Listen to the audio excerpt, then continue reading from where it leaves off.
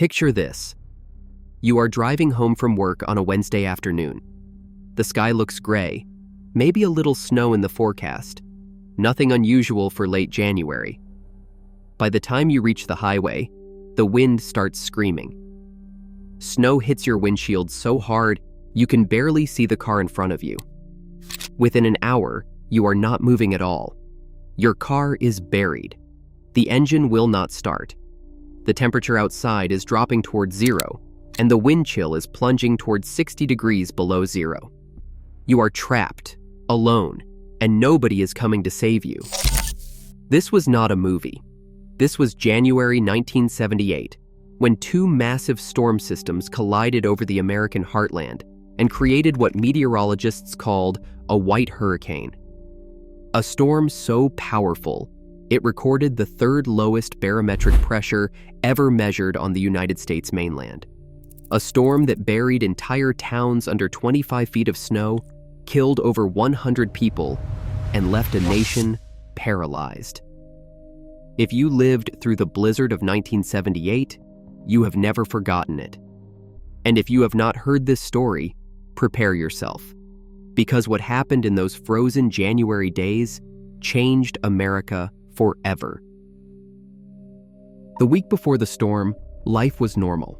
Kids went to school, parents went to work, farmers tended livestock. Nobody suspected that within days, their entire world would disappear under a mountain of white. That is the thing about the great disasters of history. They never announce themselves. They just arrive. It started innocently enough. On January 24th, 1978, weather forecasters noticed two separate storm systems.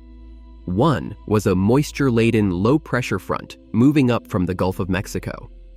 The other was a brutal Arctic air mass dropping down from Canada. Separately, each one might have caused some trouble. Together, they were about to create a monster. The day before the storm hit, temperatures in parts of Ohio and Indiana reached into the 40s. People went about their business. Some noticed the warm spell felt strange for late January, but nobody panicked. Lightning flickered across the sky that night. Thunder rumbled, and older folks shook their heads. Thunder in January was never a good sign.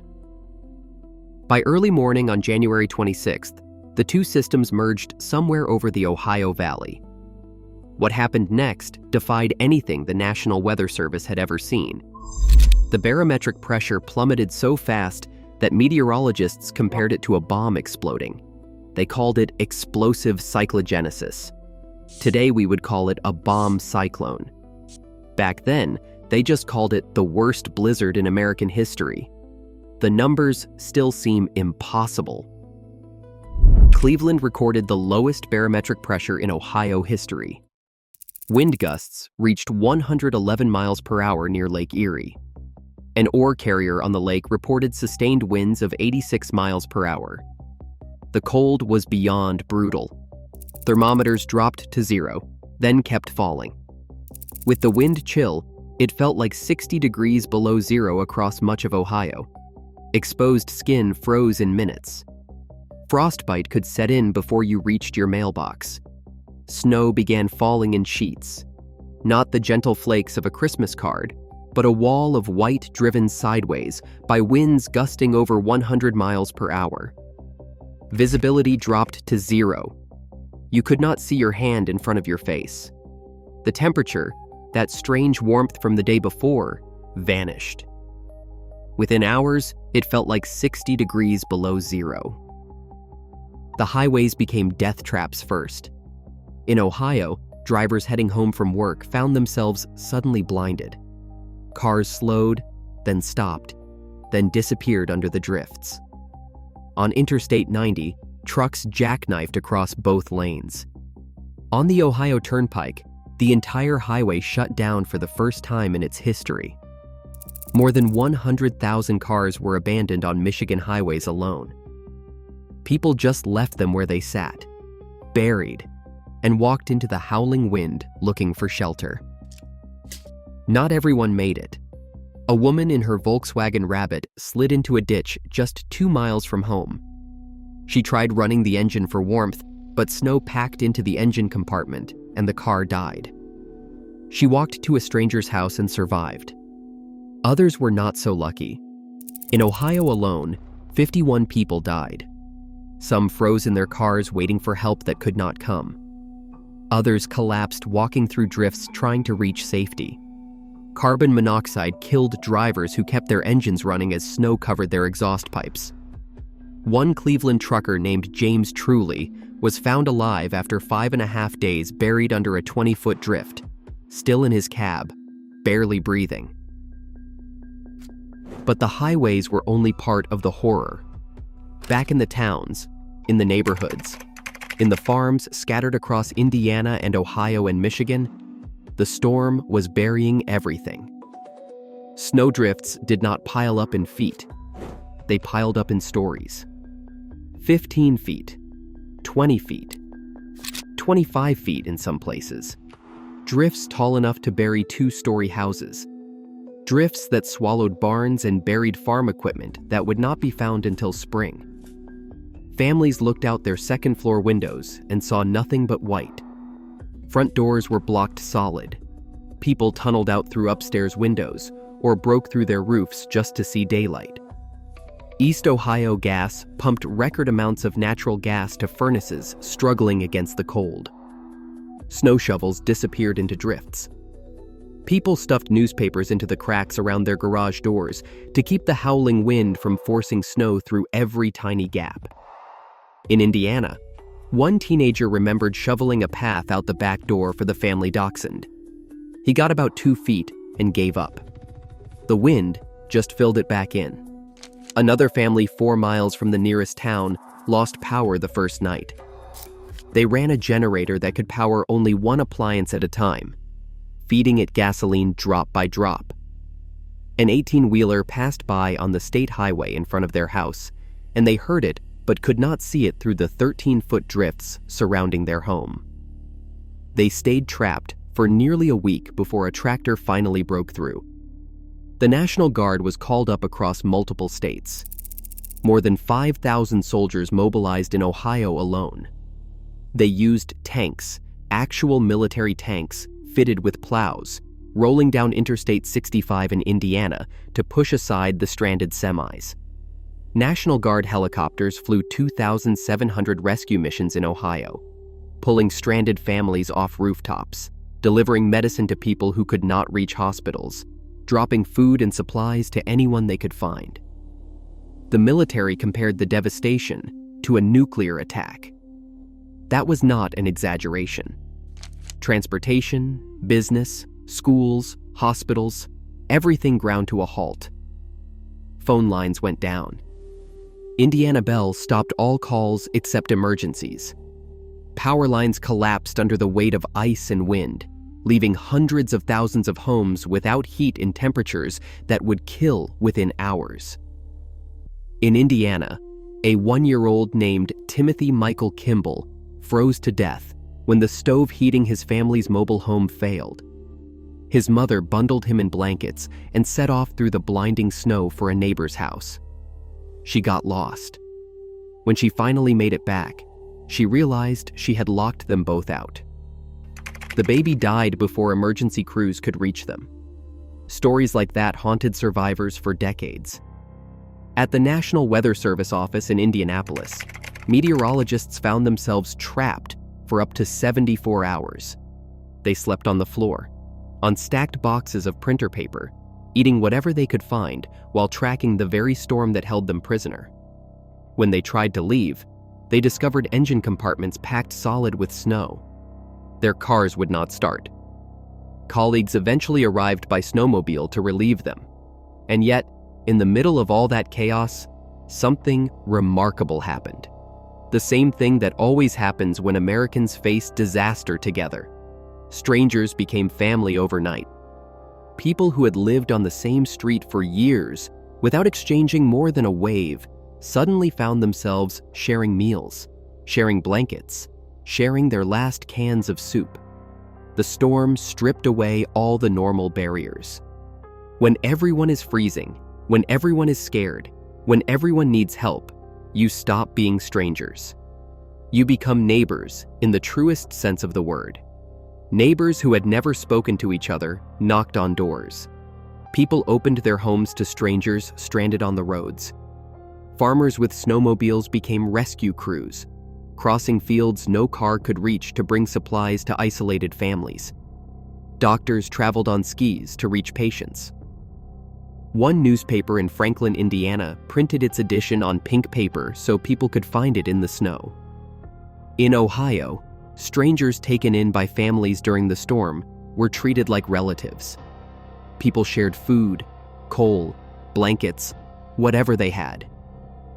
Years later, survivors still talked about the kindness of people whose names they never learned.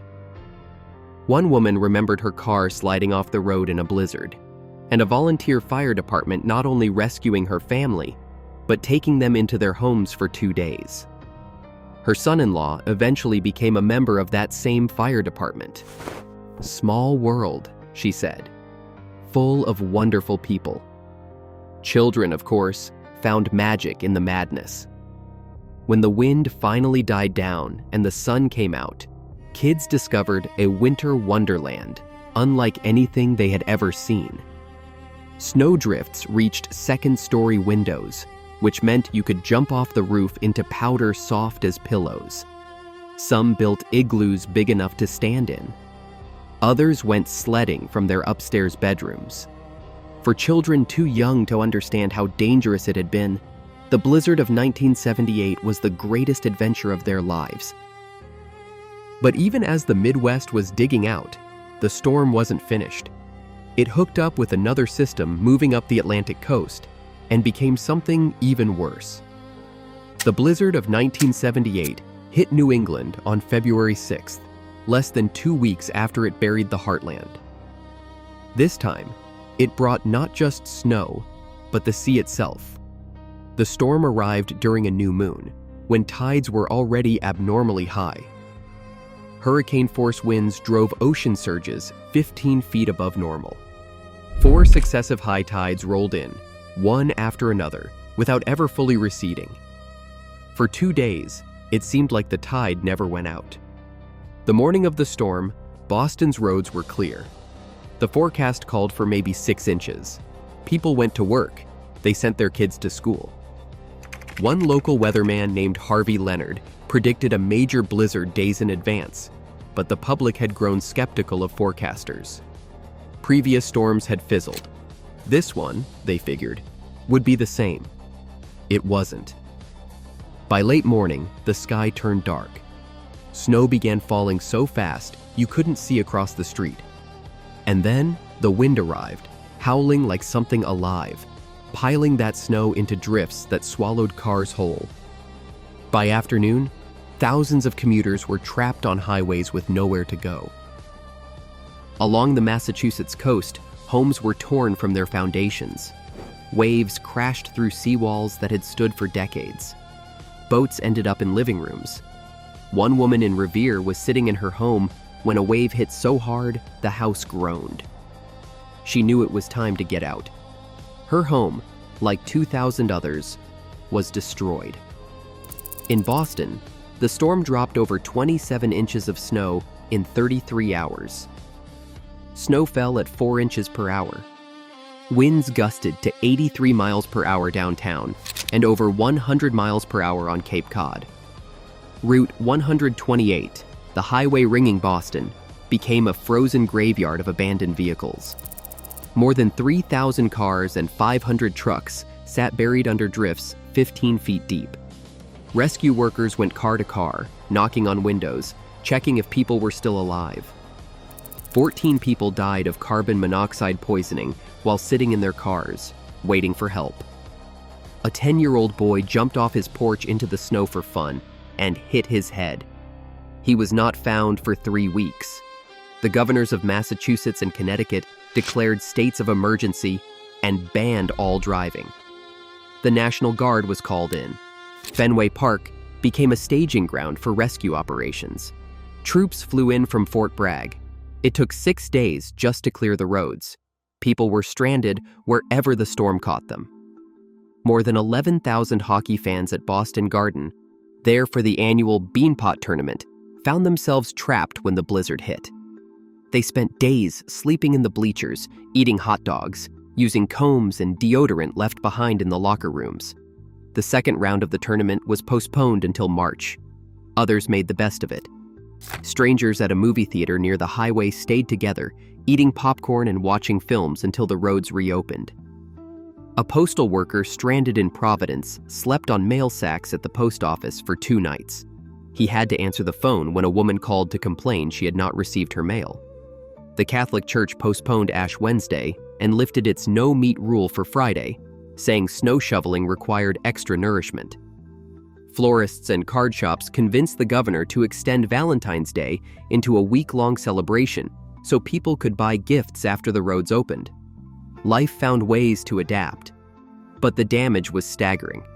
Nearly 100 people died across the Northeast. Thousands were injured. 11,000 homes were destroyed or severely damaged along the Massachusetts coast alone. The storm caused over $1 billion in damage, close to $3 billion in today's money. In Rhode Island, some areas received over 50 inches of snow. Providence broke its all-time record with more than 27 inches. Towns that barely saw frost most years looked like the Arctic. The Red Cross sheltered more than 39,000 people who were stranded or forced from their homes. Entire neighborhoods were underwater. In Hull, Massachusetts, 3 houses burned to the ground because floodwaters prevented firefighters from connecting hoses to hydrants. National Guard troops patrolled the streets to prevent looting. Schools that served as emergency shelters stayed closed for 2 weeks. And it fundamentally changed how Americans thought about winter storms. Before the blizzard of 1978, people dismissed weather warnings. Forecasters had been wrong before. Why worry? After the blizzard, everything changed. Now, when meteorologists predict a major storm, grocery store shelves empty. People stock up on bread and milk and batteries. They learned that lesson the hard way. The blizzard also changed emergency response. States created better communication systems, better evacuation plans, better coordination between agencies. Coastal communities paid attention to flood warnings. Cities positioned plows and salt before storms. The blizzard of 1978 was a teacher, and America was finally ready to listen. Ask anyone who lived through it, and they'll tell you the same thing. It was terrifying. It was beautiful. It brought out the worst of nature and the best of humanity. Neighbors helped neighbors. Strangers became family. Communities that had forgotten how to come together remembered. The cold was brutal. The wind was merciless. The snow seemed like it would never stop. But somehow, people got through it. They dug themselves out. They checked on the elderly. They shared whatever they had. And when spring finally came and the last of that historic snow melted away, on May 5th in parts of Ohio, they looked around at each other and realized something important. We survived it together. That's what they remembered, decades later. Not just the fear and the cold and the endless white, but the kindness, the community, the way ordinary people became heroes, because that's what the moment demanded. The blizzard of 1978 destroyed property, disrupted lives, and claimed far too many souls. But it also reminded America of something we sometimes forget. When the worst happens, when the world turns white and cold and impossible, we do not face it alone. Today, nearly 50 years later, survivors still gather to share their stories. They remember where they were when the snow started falling. They remember the sound of the wind, the bite of the cold, the relief when the sun finally broke through. Some still have t-shirts and bumper stickers that said, "I survived the blizzard of 1978." They wear those memories like badges of honor. Surviving the blizzard of 1978 meant more than just making it through a storm. It meant being part of something bigger, a shared experience that bound communities together. It is a reminder that when everything else fails, when the power goes out, when the roads disappear, and the world shrinks down to just you and your neighbors, that is when you discover what really matters. Family, community, the simple human kindness of a stranger opening their door. Were you there? Did you live through the blizzard of 1978? Do you remember the drifts that buried your house, the neighbors who helped you dig out, the days without power when the whole family huddled around one fire? Do you remember the silence after the wind finally stopped, and the strange beauty of a world buried in white? Share your story in the comments. I would love to hear it. These memories matter. They remind us who we are. If this brought back memories, hit subscribe to keep these American stories alive. Share this with someone who remembers. Let us make sure the blizzard of 1978 is never forgotten. Until next time, stay warm out there. And remember, the greatest storms reveal the greatest hearts.